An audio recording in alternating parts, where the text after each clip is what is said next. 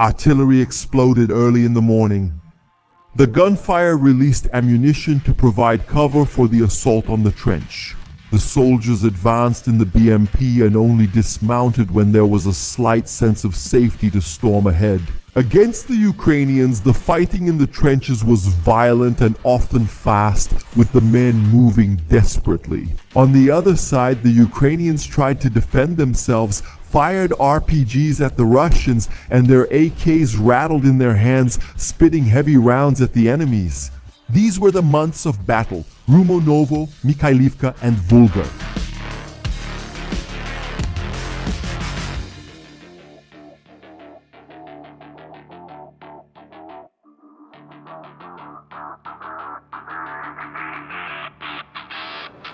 The Battle of Vuhledar became one of the most famous of the Ukraine conflict, especially at the end of 2022 and the beginning of 2023. While the mercenaries of the Wagner group changed the course of the war with new strategies to take Bakhmut, the Russian Ministry of Defense tried the old techniques and their long columns of armored vehicles to conquer it. A city further south in Donetsk, it was Vuhledar, a small city with just over 14,000 inhabitants, where the Marines of the 155th Brigade went, perishing in the winter and watching their armored vehicles burn uselessly. The reinforcements faced a brutal battle, which can't be explained simply by talking about the city and the events of a single month.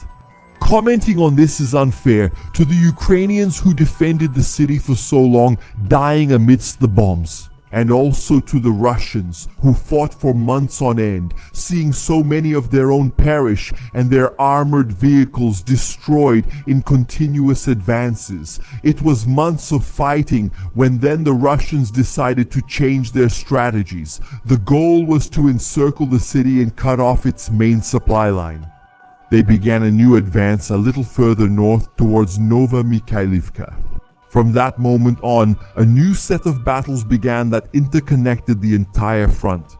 The Russian forces would face great challenges as the Ukrainians managed to create a reasonable defense inside the village. The story of the Battle of Vuhledar then involves the names of other cities, villages and settlements that were devastated by the war, so many places where life and color were stripped away by the violence of the advancing conflict, driving civilians away and turning the land into barren fields. For happiness that is not based on the suffering or death of enemies. Senior Lieutenant Dmitry looked at the explosions in the distance. Mikhailivka had been receiving Russian punishment for some time. Inside, the Ukrainians of the 79th Air Assault Brigade tried to hold back the advance and were going to lose. Dmitry was sure of it. No one could withstand such abuse and violence for so long. He saw green in life. The Russian fire came to follow, leaving everything barren. The Ukrainian corpses would be part of this landscape if they didn't retreat. Soon there was almost nowhere to hide. In Novomykhailivka, one of his subordinates came, as so many times before, to show that one of his drones was tracking an enemy armored vehicle. It flew slowly over the frozen field with that poor image quality of the kamikaze drones, with just enough resolution to capture the last moments of a soldier or a vehicle. The Ukrainian armored vehicle didn't even realize it was being followed until the kamikaze drone exploded at its weakest point, causing even more destruction when its fire reached the ammunition. That was definitely a Soviet vehicle. Unfortunately it was. They had the characteristic of causing these catastrophic explosions. The Russians around the lieutenant celebrated. Dmitry smiled because they were happy. He was worried about his boys. Not that he himself was much older. Born in 1985, he would turn 39 that month.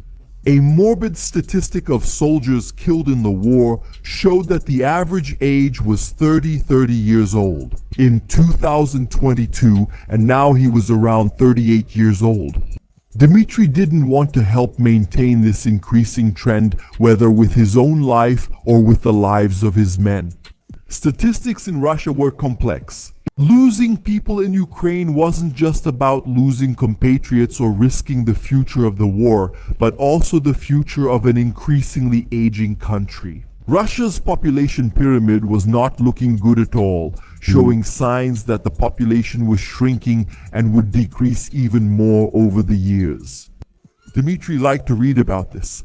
After all, before being mobilized in 2022, he was the head of the Laboratory of Evolutionary Zoology and Genetics.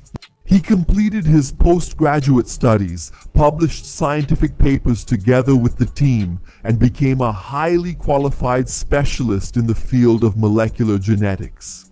Then he was forced to leave during the mobilization to perform one of the main skills for which humans had evolved: to kill. Putin called, he answered, and that was it. As a lieutenant of the 155th Naval Infantry Brigade, he became famous in Vuhledar. His friends, in one of the tough battles during the capture of the city, now hope to have the same success in Novomykhailivka. The officers had seen images of the city they would soon attack. They noticed how the place was destroyed. It was strange to imagine how the Ukrainians could still manage to be there.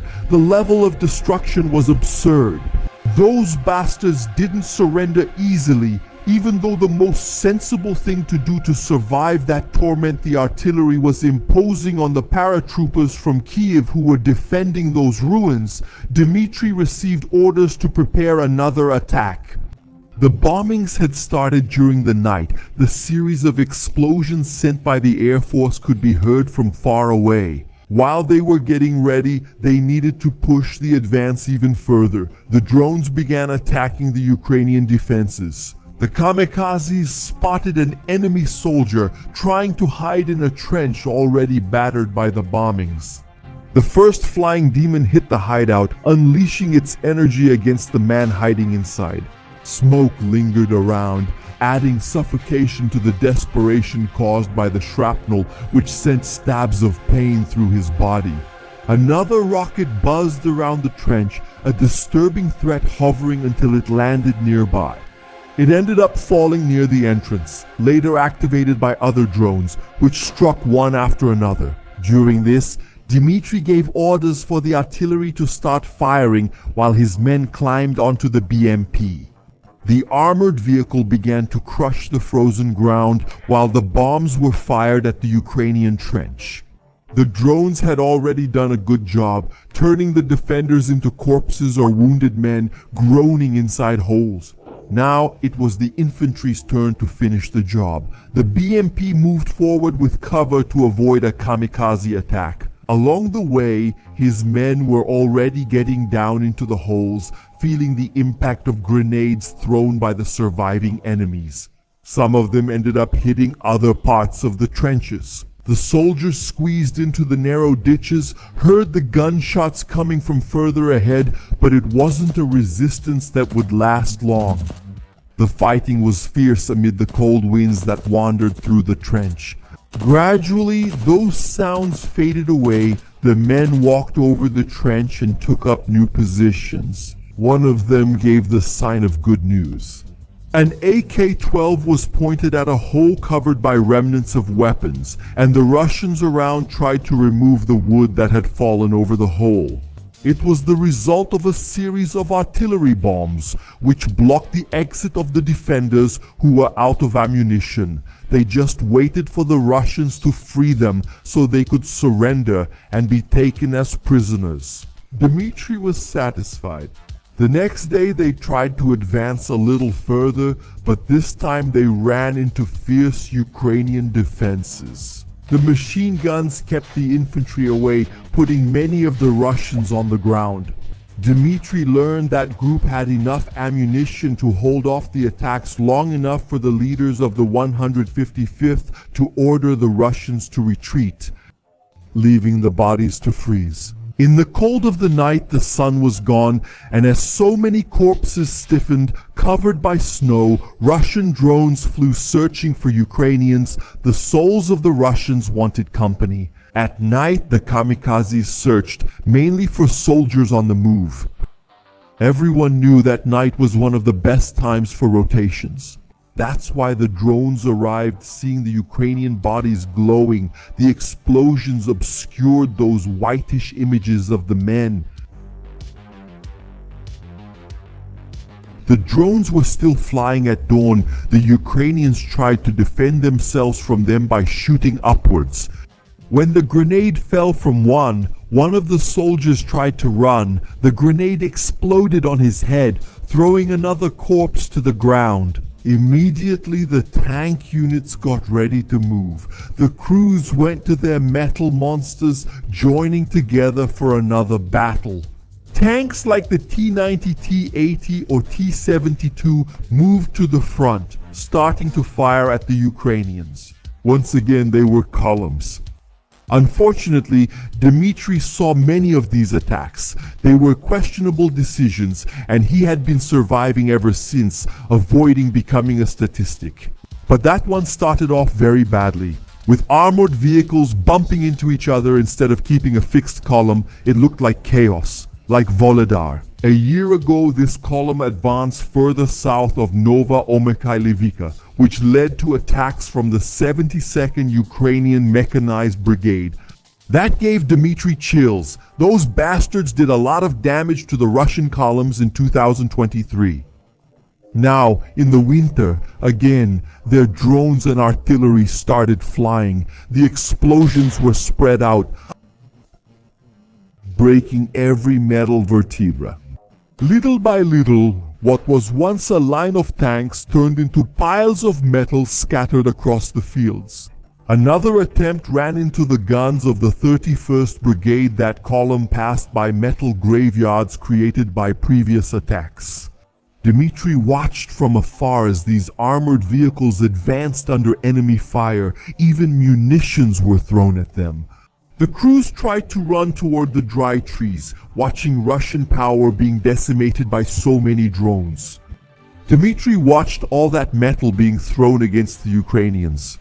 He breathed a sigh of relief when he saw many of his comrades return alive, but the death rate was high in those successive attacks. Finally, it was his turn again, another attack. They said the Russians never lacked manpower, and it seemed true when you saw how their leaders sent so many of their men in like that. Against a wall of fire, the first armored vehicle of one of the groups exploded while crossing a field. The cluster bombs came next, damaging the tanks and hitting anyone on top of the BMPs. Something broke through the armor of one of the transports covering the men. They managed to abandon it, but now they faced the challenge of the fields of fire. The groups, still cohesive, tried to keep advancing. It seemed like they would be able to get even closer. Then the artillery started. The illusions were shattered faster than the bodies. Confusion set in, ending the coordination of the column.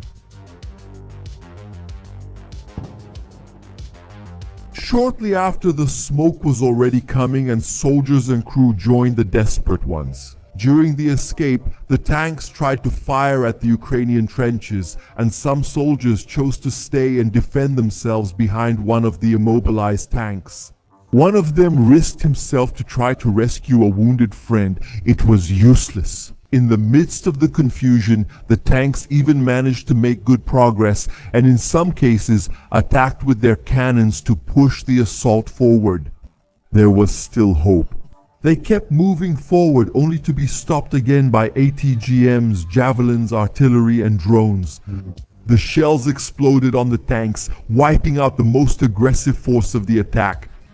The men who dismounted from the transport didn't know whether to be grateful or to curse when they saw the armored vehicle blow up at its weakest point. Cluster bombs hit some of them, giving them a painful death as so many pellets tore through their bodies. The soldiers and crews ran as best they could. Grenades rained down, hurling shrapnel at the terrified men. Dmitry saw dozens of his comrades lying on the ground, others running and pushing through the pain of their wounds. Those who were left lying down heard the thud of explosives beside them, and less than a second later felt the blast hit their bodies. It happened until the man stopped moving. Dmitry was one of those who stopped moving in the Ukrainian fields. He passed away in February 2024. The months were cold when his body was found and taken to be buried. Attacks like the one that led to Dmitry's death sparked anger on Russian social media, to the point that a post criticizing those orders even appeared on the 155th's social network. There were so many outside the war who spoke of conquests and victories, but were filled with rage when they heard about the cost in lives from so many attacks. Sometimes the rage was so great that it even ignored the suffering and the lives of the soldiers on whom these celebrations were built. That is, when they weren't shouting, accusing of lies, the complaints of those men who sweated and died on the battlefields. Alexander was one of the commanders of the 79th. The Ukrainian had been in the hell of Novomykhailivka long enough to get used to the sound of bombs. Together with his brother Pavlo, they coordinated activities against the Russians. From a tiny basement with a monitor that streamed drone footage 24/7. Along with a walkie-talkie, a Starlink, a small dining table, and 4 candies.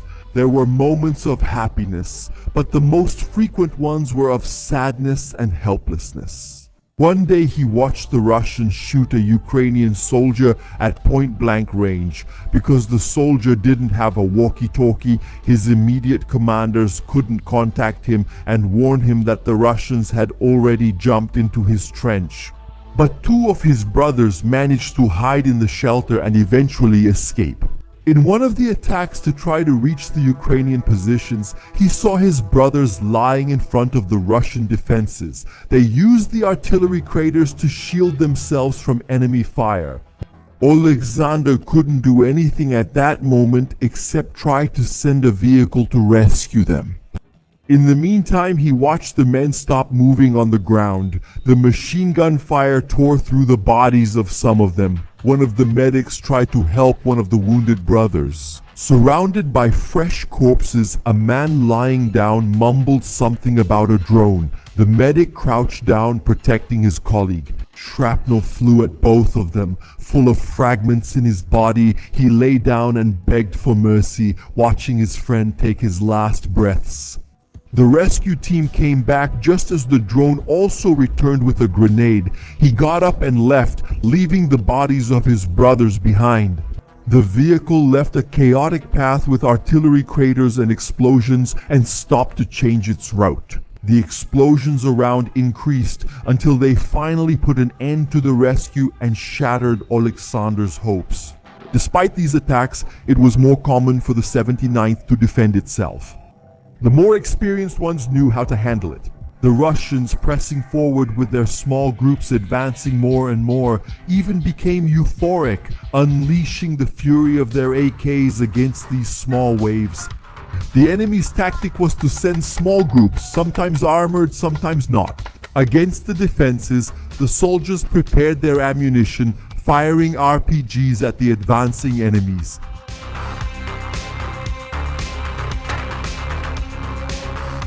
Suddenly, one of them saw that the explosion didn't stop the advance, so he fired his AK to try to take out the opponents, but they kept coming. He went back to get the Pulemyot Kalashnikova Modernizirovanny to deal with that small squad.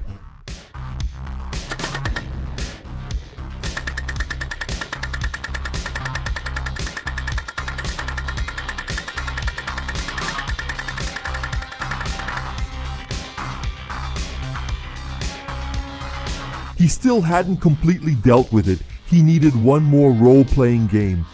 Cursing, he took the weapon to the position and fired at the Russians. Another attack stopped. The defenders faced attacks like this frequently. In one of them, a BMP dropped off the soldiers and withdrew to avoid the artillery, which was already coming down under Alexander's command. He looked anxiously at the screen, watching the drone footage to see if that small squad of Russians would reach the trench. They followed the strategy of hiding among the remains of armored vehicles from previous attacks. Smoke and dust rose up in front of them as the Ukrainians tried to take aim. In such a small group and running so separately, the Russians threw themselves to the ground repeatedly, firing their weapons. One of them stepped on a mine and fell, only watching as his comrades continued advancing. One of the Russians managed to advance between the artillery craters. He tried to get past the trench to flank the Ukrainians. Alexander warned the drone pilots, and one of them sent a kamikaze drone against the Russian. He still tried to get up, which made Alexander curse. Then he fell again. One of the Russians finally managed to get inside the trench. A Ukrainian pointed this way, then chose to throw a grenade, which exploded in front of the Russian.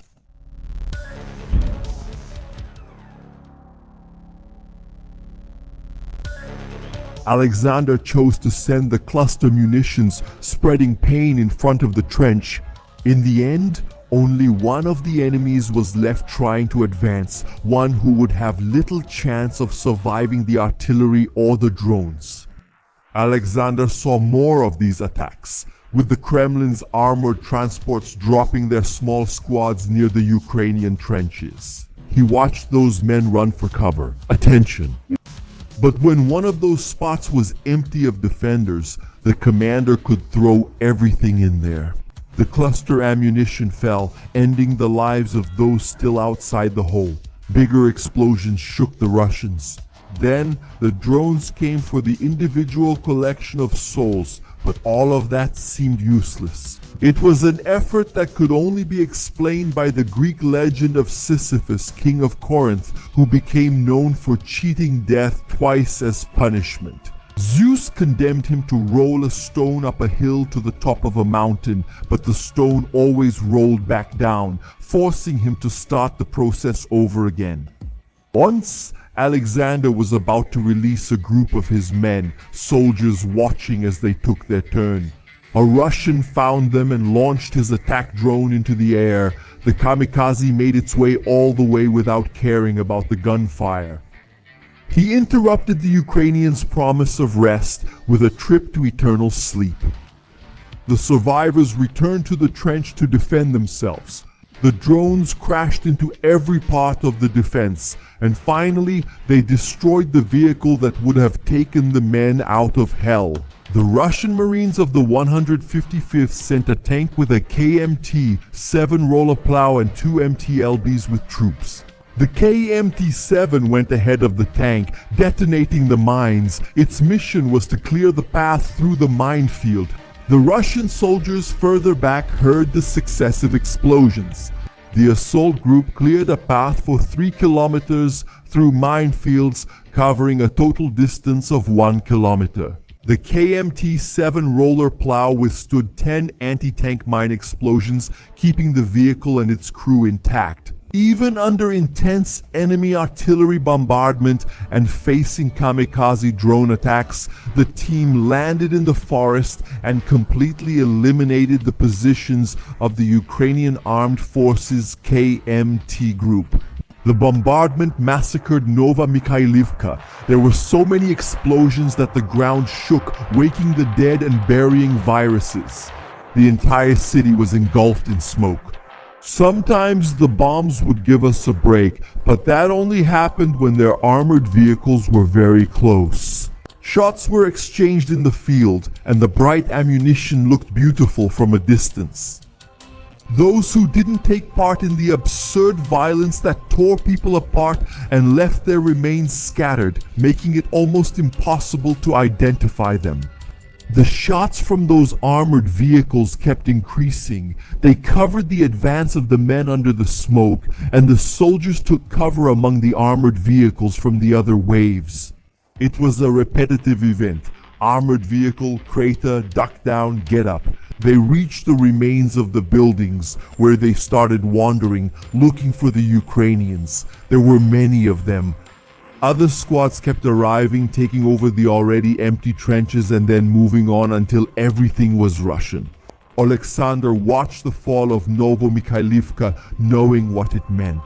Now, the Russians would continue their siege toward Konstantinivka to cut off an entire route that would help supply Vuhledar. The 79th did what they could. There was a graveyard of more than 300 Russian armored vehicles rusting around a small village in Donetsk. Millions of dollars in equipment whose metal turned into sculpture. Next to the corpses of so many soldiers during those Russian attacks, not that it was anything to celebrate. Seeing that many Ukrainians died defending the place. People from outside couldn't understand that hell, the horror of those repetitions. Squad after squad approaching, jumping over corpses of metal and flesh, Alexander ran his hand through his hair. So many lives lost, and now the Russians were raising flags on top of destroyed houses. Ruins that they claimed had been liberated, only for war to bring liberation in the form of ruins, corpses, and amputations.